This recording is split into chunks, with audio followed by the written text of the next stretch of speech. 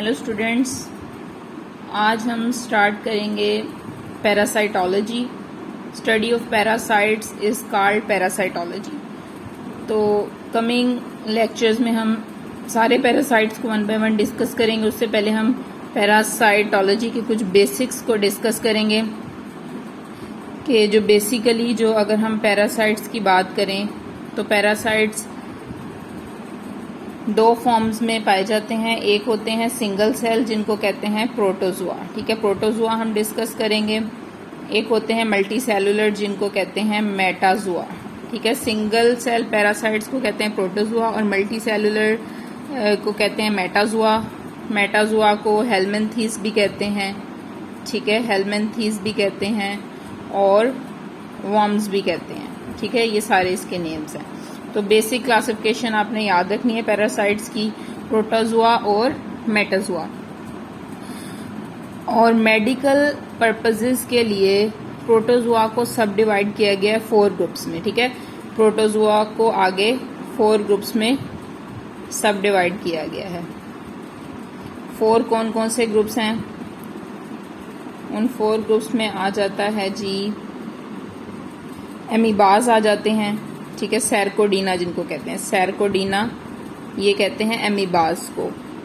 उसके बाद आ जाते हैं स्पोरोजुआ, ठीक है, स्पोरोजोन्स भी कहते हैं इनको।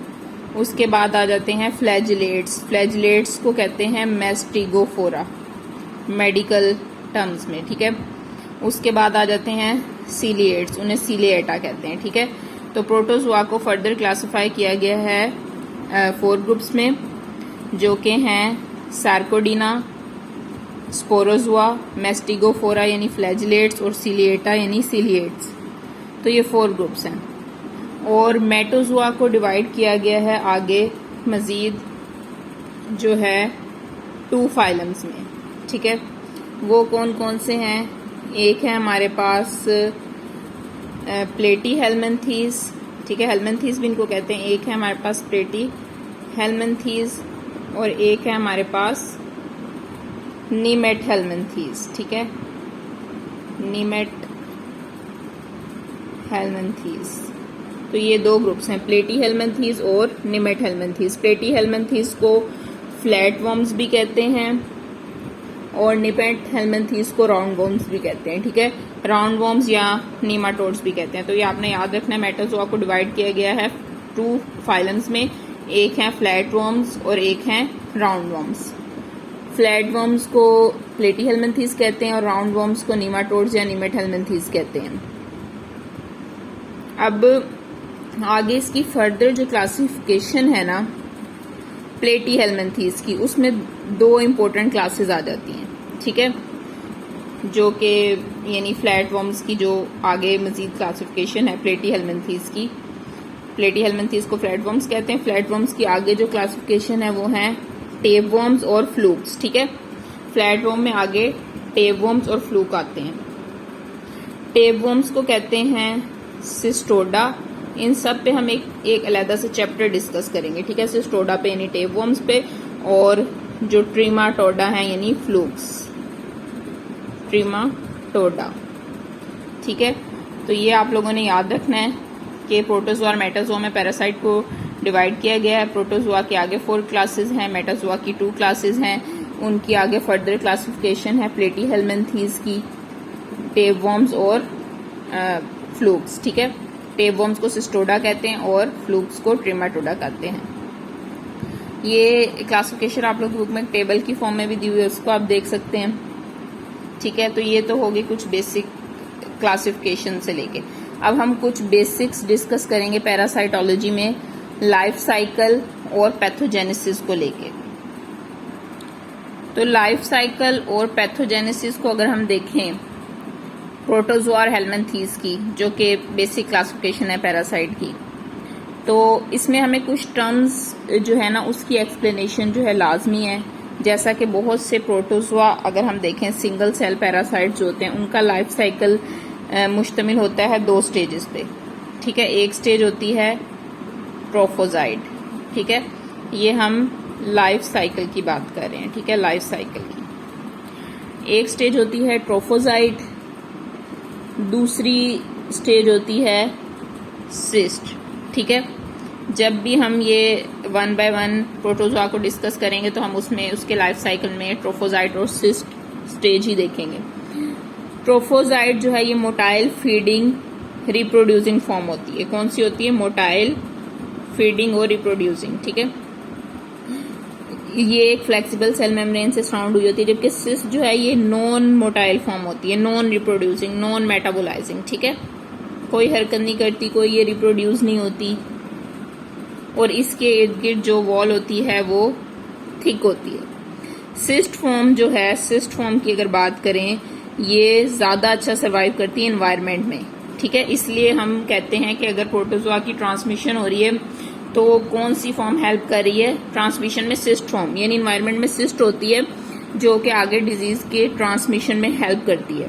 अब कुछ प्रोटोजोआ की बात करें, जैसा कि कुछ प्रोटोजोआ हैं लीशमैनिया, ठीक है, और ट्राइपैनोसोमा, ये हैं प्रोटोजोआ के नेम्स। ठीक है, ये जो प्रोटोजोआ हैं इनकी फ्लैजिलेटेड फॉर्म्स होती हैं। ठीक है, जिनको हम प्रोमेस्टिगोट और ट्राइपोमेस्टिगोट्स कहते हैं, और नॉन फ्लैजिलेटेड फॉर्म्स होती हैं जिनको अमेस्टिगोट्स कहते हैं। ये याद रखना है।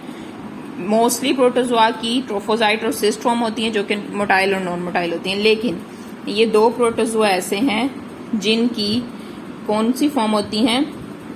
एक फॉर्म होती है प्रोमेस्टिगोट्स, ठीक है, जो कि क्या होती है? फ्लैजिला वाली, फ्लैजिलेटेड, और दूसरी होती है एमेस्टिगोट्स, ठीक है, जो कि होती है नॉन फ्लैजिलेटेड। एमेस्टिगोट कैसी होती हैं? नॉन फ्लैजिलेटेड फॉर्म्स होती हैं इसकी। ये इसके लाइफ साइकिल में ये दो फॉर्म्स पाई जाती हैं लीशमैनिया और ट्राइपैनोसोमा प्रोटोजोआ के। एक होती हैं फ्लैजिलेटेड फॉर्म जिनको प्रोमेस्टिगोट या ट्राइपोमेस्टिगोट्स कहते हैं, और एक होती है नॉन फ्लैजिलेटेड फॉर्म जिनको एमेस्टिगोट्स कहते हैं। ये तो जी हो गया प्रोटोजोआ का लाइफ साइकिल। ठीक है, जिनमें ट्रोफोजाइट और सिस्ट फॉर्म होती है, उसके अलावा एक्सेप्शन भी हमने डिस्कस कर ली। अब हम चलेंगे हेलमिंथीज के लाइफ साइकिल में कि उनकी कौन सी फॉर्म्स होती हैं जो कि आगे प्रोग्रेस करती हैं। तो जो हेलमिंथीज होते हैं, मेटाजोआ, इनका लाइफ साइकिल जो है ना, उसकी स्टेजेस होती हैं egg to larva and larva to adult. ठीक है, ये इसकी जो है लाइफ साइकिल होती है हेलमिंथीज की। Egg to larva and larva to adult. The egg contain an embryo that upon hatching differentiates into larva form. Egg के अंदर क्या होता है? एम्ब्रियो होता है। ठीक है, एग में क्या होता है? एम्ब्रियो होता है, जो कि हैचिंग के बाद डिफरेंशिएट होता है लार्वल फॉर्म में, और लार्वल फॉर्म आगे मैच्योर होती है अडल्ट फॉर्म में, और आगे अडल्ट फॉर्म दोबारा से क्या करती है? एग्स प्रोड्यूस करती है। इस तरह इनका लाइफ साइकिल जो है वो चलता रहता है। तो ये तो हो गया हेलमिंथीज का लाइफ साइकिल। अब हम कुछ स्पेशल टर्म्स जो हैं वो डिस्कस करेंगे जो कि अप्लाइड होती हैं to the host of certain parasites as they proceed through their life cycle. जब कुछ पैरासाइट्स अपने लाइफ साइकिल से प्रोसीड करते हैं तो उनके होस्ट के लिए ना कुछ टर्म्स, यानी होस्ट जिसके ऊपर वो डिजीज कॉज कर रहे हैं या जिस पे वो ग्रो कर रहे हैं, उस होस्ट के ऊपर कुछ टर्म्स अप्लाइड होती हैं। दो तरह के होस्ट होते हैं, एक तो होते हैं डेफिनेटिव होस्ट और दूसरे होते हैं इंटरमीडिएट होस्ट। यहाँ पे हम होस्ट डिस्कस करेंगे। ठीक है, पैरासाइटोलॉजी में जो टर्म है होस्ट की, दो टर्म्स इंपॉर्टेंट हैं। एक होता है डेफिनेटिव होस्ट और एक होता है इंटरमीडिएट होस्ट। तो जो डेफिनेटिव होस्ट होता है वो is one in which the sexual cycle occur और द अडल्ट इज प्रेजेंट। जिसके अंदर कौन सा साइकिल हो रहा है? सेक्वल साइकिल हो रहा है और अडल्ट जो है वो प्रेजेंट है, यानी अडल्ट फॉर्म प्रेजेंट है। ठीक है, और इंटरमीडिएट होस्ट वो होता है जिसमें एसेक्वल साइकिल हो रहा है और कौन सी फॉर्म प्रेजेंट है? लार्वा।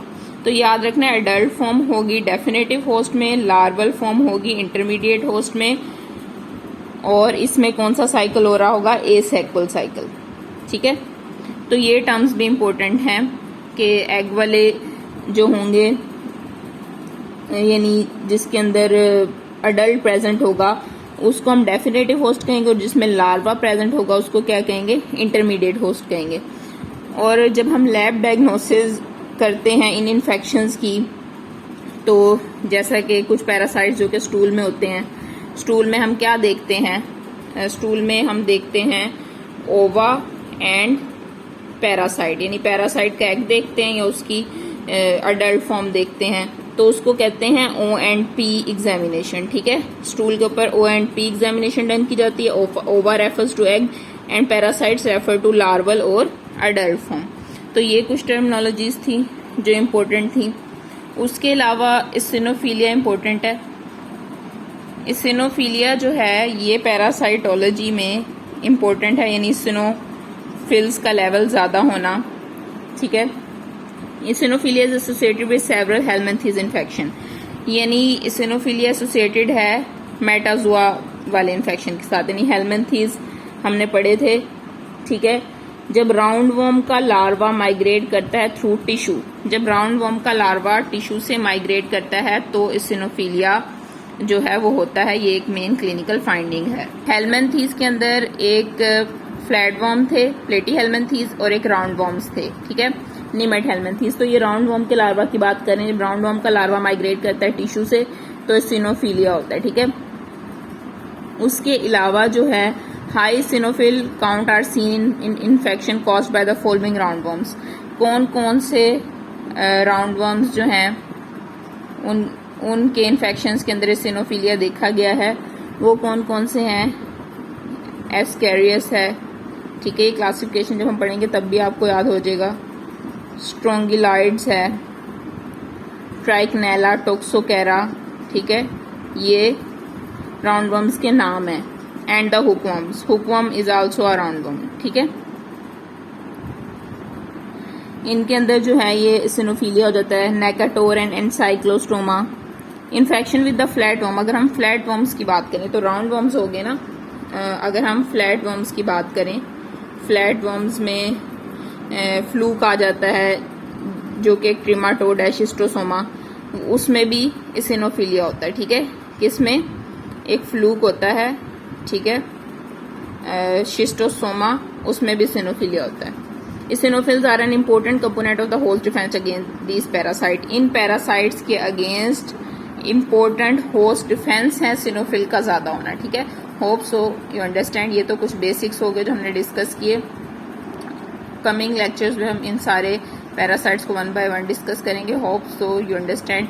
अगर कोई आपको प्रॉब्लम हो आप कमेंट सेक्शन में पूछ सकते हैं। वीडियो को लाइक कीजिएगा, चैनल को सब्सक्राइब कीजिएगा, वीडियो को शेयर कीजिएगा। थैंक यू, अल्लाह हाफिज़।